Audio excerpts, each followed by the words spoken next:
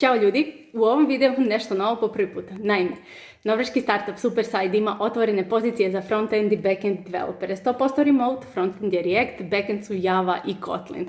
Kompanija je na putu da postane unicorn, do nedavno imali 20-ak developera, do kraja godine plan da imaju 100 developera.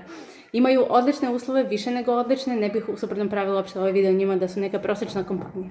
Ako ima među vama zainteresovanih, prijavite se, iako oglašavaju seniorske pozicije, zapravo zapošljavaju i mid-level programere, a i juniore.